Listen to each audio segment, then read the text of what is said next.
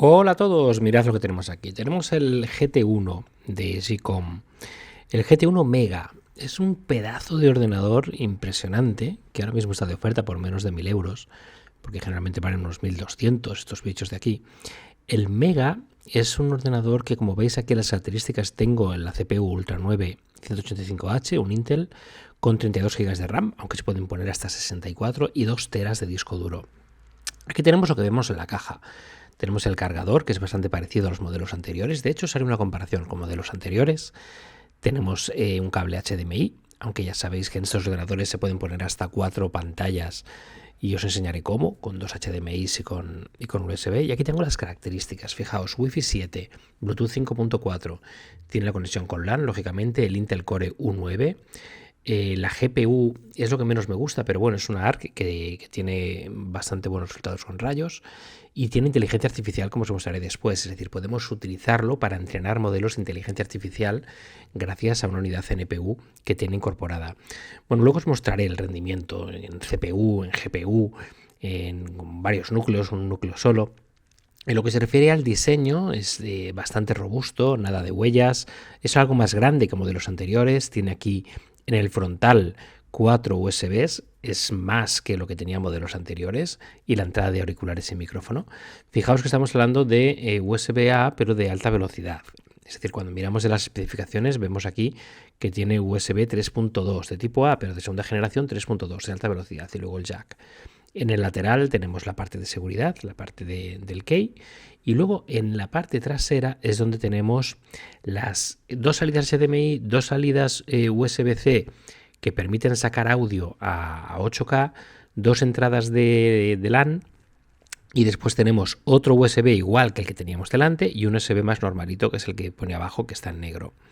Las entradas HDMI las veis en el lateral, de forma que podría conectar dos pantallas abajo y dos pantallas con los dos USB-Cs que tengo en la parte superior. Es decir, resumiendo, teníamos más o menos esto que estáis viendo aquí: dos HDMI, el lector de tarjetas SD al lado y después el USB-C, que es el fantástico, el que veis aquí, que permite sacar pantalla a 8K. Aquí podemos meter la tarjeta de SD. Y lo que es en la parte estética y puertas de entrada no hay mucho más que contar. Aquí en la parte trasera volvemos a tener las especificaciones, como veis aquí. En este caso, porque mi modelo es un U9, pero también está el modelo U7, que es algo más barato, lógicamente. Y con la memoria RAM ya sabéis que estos Gcoms los podemos desatornillar para incluirle otro disco duro, para aumentarle de 1 tera a 2 teras, aunque este ya tiene 2 teras, o para aumentar la memoria RAM, que en este caso no es necesario. El material es bastante premium, es algo que me ha gustado bastante. Y esta es la especificación principal, Intel Core U9 o el U7. Si yo voy a la parte de intentar ejecutar un juego o qué juegos puedo ejecutar, ya sabéis que hay una web donde yo le pongo un título y me dice si puedo ejecutarlo o no, veréis que aquí sí que se queja de la GPU. Es decir, no es un ordenador para jugar, no es un ordenador gamer. También hay que tener en cuenta que yo he puesto el FIFA 23, que precisamente es el juego que menos porcentaje de aceptación o de aceptación de ordenadores compatibles ha mostrado, y efectivamente este tampoco lo va a cumplir. ¿Por qué? Porque la GPU es interna y aunque sea buena y tiene bastante buenos resultados en lo que se refiere a rayos y luces, y lo vais a ver después en las simulaciones y en las demostraciones de benchmark que voy a hacer más tarde en el vídeo, que efectivamente sí que es bastante interesante. Pero aquí, como veis, los requisitos mínimos quiere una NVIDIA sí porque sí. Y como no tiene una NVIDIA, pues entonces se me va a quejar y me dices, vale, pues como no tienes la NVIDIA, pues te voy a decir que no. Eso no significa que no podáis ejecutar los juegos que queráis, ya que, como vais a ver posteriormente, toda la parte de mostrar el renderizado y ver las texturas en tiempo real lo hace con una perfección tremenda. Pero hay muchos juegos que requieren la GeForce GTX y lógicamente este no tiene GeForce GTX, con lo cual no hay manera de que así lo haga. En este caso, en este programita de benchmark para juegos, hay que bajarse aquí el programita, el detection.exe, ahí lo ejecuto, me dice inicialmente cuáles son los datos de hardware básicos y lo compara con los requisitos que cada uno de los juegos pone. Si el requisito te dice una marca específica, en este caso Nvidia, pues lógicamente el resultado es negativo. En el caso contrario te diría que es positivo. Estos son los resultados entonces que vemos aquí. Por un lado me dice que no cumplo con la Nvidia porque no la tengo, es decir, la parte de que no tengo Nvidia GeForce me la pone como suspendida, pero cumple toda la parte de CPU, cumple la parte de RAM, requiere un i5, yo tengo un Ultra 9, con lo cual aquí no hay ningún tipo de problema, cumple la parte de sistema operativo, cumple la parte de disco duro, es decir, prácticamente con todos los juegos que yo quiera ponerme delante, no voy a tener ningún tipo de problema en hacerlo. Pero vamos ahora al benchmark más serio. El Cinebench 2024, lo primero que hago es bajarme el zip. Ya sabéis que me encanta bajar el zip porque al descomprimirlo es cuando se ve un dato importante, que es la velocidad de escritura y lectura en disco duro. Esta velocidad de lectura y escritura en disco duro después también voy a utilizarlo en un benchmark específico de discos duros para que veáis cuál es su velocidad de lectura y escritura, pero nada como una prueba real.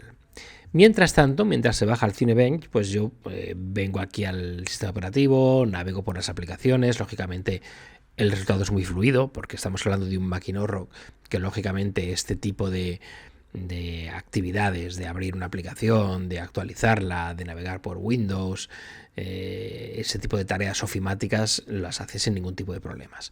La idea es que probarlo con cosas que realmente requieran muchísimo más esfuerzo. En este caso, pues mientras tanto voy aquí a Windows, como acabo de ejecutar el ordenador, pues hay bastantes aplicaciones que todavía no se han actualizado. Vengo aquí, actualizo las aplicaciones, actualizo toda la parte de sistemas de seguridad, verifico si hay alguna nueva que sea recomendable. Es decir, yo puedo ir realizando todas las actualizaciones de Windows que considere necesarias mientras se van bajando los benchmarks. Una vez lo tengo debajo, ya lo tengo aquí en mi ordenador, hago extraer. Y aquí comenzamos con la primera prueba, con la prueba de escritura en disco duro. La escritura en disco duro, cuando son archivos muy grandes, es muy rápido, cuando son archivos pequeños, es muy despacito. Y por eso a veces, nada más comenzar, cuando comienza a grabar los archivos grandes, la velocidad es enorme. Mientras tanto, llega un momento en que empieza a grabar pequeños archivitos pequeñísimos y ahí es cuando van a comenzar los problemas. Fijaos que cuando, como ve aquí, en name del archivo comienzan a aparecer detalles extremadamente pequeñitos, archivos de pocos K, la velocidad de escritura en disco duro se reduce bastante.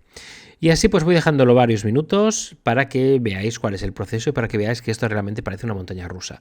Va subiendo, va bajando, va a llegar a unos máximos cuando empiece a guardar una cantidad de información de archivos enormes de 100 megas, de 200 megas, pero esto lo vamos a ver con más detalle en el benchmark que voy a hacer después con el programa Crystal Dart para que veáis cómo realiza ese proceso de grabación de grandes archivos. Como veis aquí, ha habido máximos extremadamente importantes, mínimos al principio cuando los archivos eran pequeñitos, y la velocidad se mantiene, bueno, pues en media a unos 5 megas por segundo aproximadamente.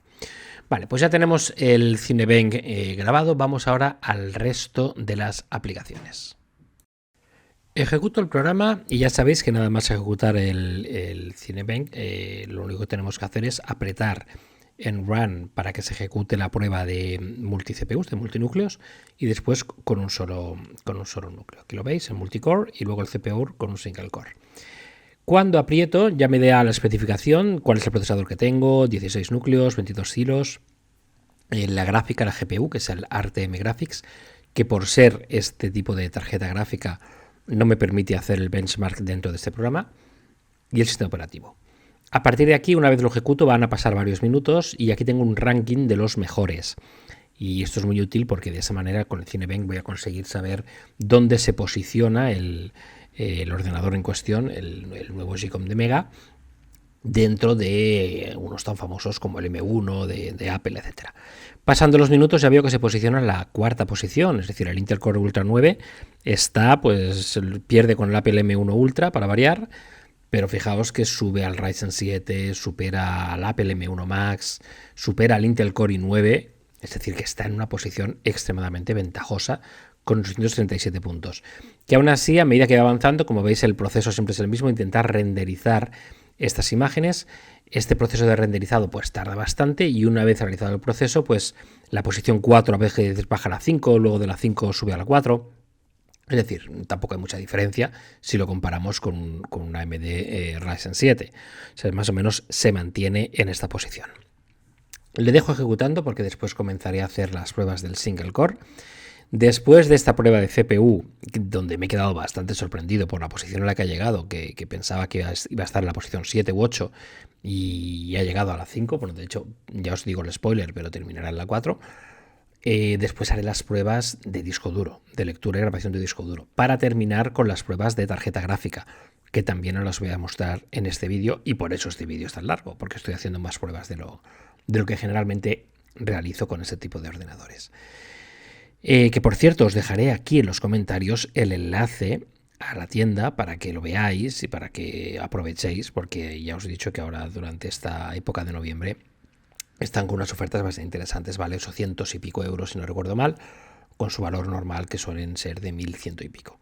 Vale, pues ya tengo el renderizado completo y aquí pues veo que al final con el multicore se queda en la quinta posición.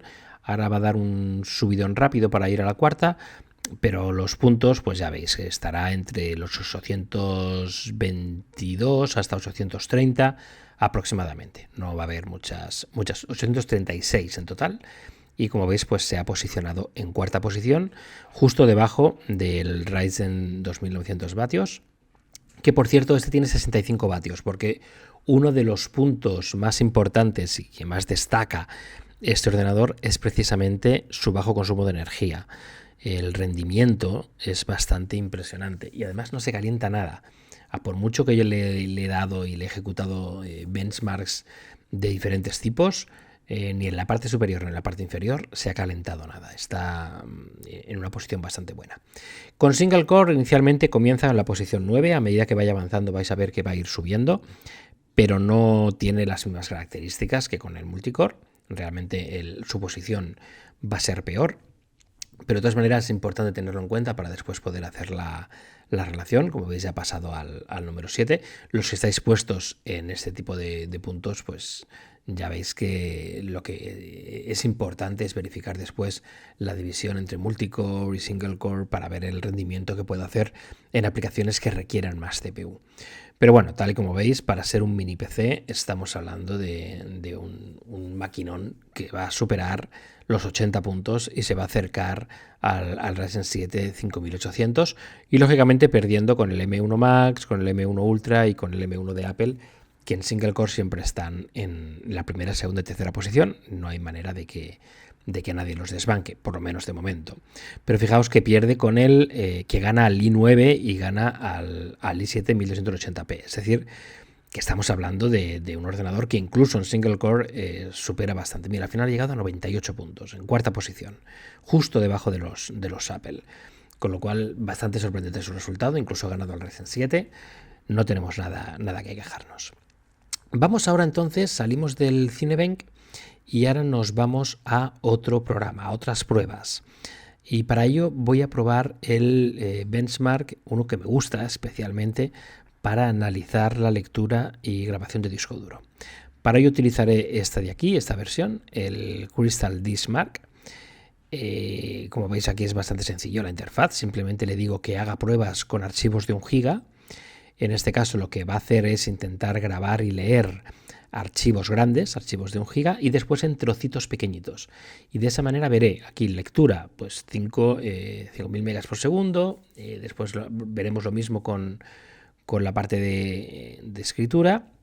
Y aquí tiene los resultados. Para archivos grandes va a llegar a los 5 GB por segundo, para archivos pequeñitos los 63 megas por segundo. Lo que hace es dividir esos archivos grandes, como os he comentado al principio, en diferentes pedacitos. Si cambio a archivos de grabaciones en lugar de 1 GB, le pongo el tamaño de la prueba de 2 GB, veréis que los resultados son bastante parecidos, no hay prácticamente ninguna diferencia, con lo cual podemos concluir que los datos que hemos recibido son prácticamente estables independientemente del tamaño del archivo de prueba, ¿vale? 5.000, 2.000, 63 megas abajo y los 4.000 aquí. O sea, no depende del tamaño del archivo que le ponga. Y la última prueba que voy a hacer es la prueba de la tarjeta gráfica. Para ello voy a utilizar este programa, un programa que para ejecutarlo incluso tengo que decirle a Windows que no le protege. es el FarmMask, y una vez hecho esto, una vez abierto, lo que va a mostrar el FarmMask es primero las características de la tarjeta gráfica. En este caso pues es una RTM de Intel. Ejecuto directamente la prueba y aquí me aparece el gráfico con texturizado. Toda la parte bueno, esto es como si fuese un donut de peluche, y me va mostrando los datos, los frames por segundo, que en este caso llega a unos 32 frames por segundo, todo grabado en el lateral. Ahí se pueden hacer varias pruebas diferentes, pero lo que yo quiero mostraros es directamente cómo se podría ejecutar o cómo se comporta este ordenador delante de juegos que requieran una capacidad gráfica un poquito más ambiciosa. Y como veis, tanto aquí en la textura como en la agilidad con la que se mueve el fondo y con la que se mueve el donut y con lo que se mueven los pelos, es prácticamente perfecta. Lógicamente es diferente probar esto aquí que probarlo con un juego muchísimo más agresivo que requiera no solamente texturas, sino varios elementos con diferentes texturas juntándose e interactuando entre ellas. Pero bueno, para eventos de práctica ya es más que suficiente verificar que efectivamente, aunque la GPU en esta prueba está al 97%, es decir, estoy utilizando todos los recursos para mostrar ese donut con pelos, pero es suficiente para tener una idea de cómo puedo utilizar Photoshop o cómo puedo utilizar cualquier programa de edición de vídeo sin ningún tipo de problema. Hay otras pruebas que puede realizar este mismo programa, las voy a ejecutar para que veáis que los frames por segundo se mantienen y no se calienta nada. O sea, yo os puedo asegurar que lo toco por arriba, lo toco por el lateral, lo toco por abajo y no se calienta en absoluto. Aquí estoy con otra de las pruebas. En la otra de las pruebas aquí sí que tengo que llegar a una prueba de 60 milisegundos, es decir, tengo que estar durante un minuto haciendo el benchmark y durante ese minuto voy a estar ejecutando diferentes trazos, diferentes rayos para verificar a cuántos frames por segundo consigue llegar. Y en este caso tenemos un máximo de 34, la media es de 33, el mínimo también de 33, con lo cual podemos darle por aprobado la parte gráfica. No es una NVIDIA, ya os lo vuelvo a repetir, pero como la parte de inteligencia artificial tiene su propio sistema para cubrirla, tampoco hace falta que esté chupando de la NVIDIA para realizar ese tipo de procesos. Como veis, un ordenador bastante completo, con una calidad-precio realmente sorprendente. Si tenéis alguna duda me lo ponéis en los comentarios, alguna prueba que queráis que le haga. Y también tenéis el enlace para que veáis todas las especificaciones y todo lo que puede conseguirse con un ordenador de un tamaño tan reducido, tan silencioso, que consume tan poco y que encima no se calienta. Prácticamente todo lo bueno para terminar un 2024 con uno de los mejores ordenadores que ya han pasado por aquí. Hasta el próximo vídeo.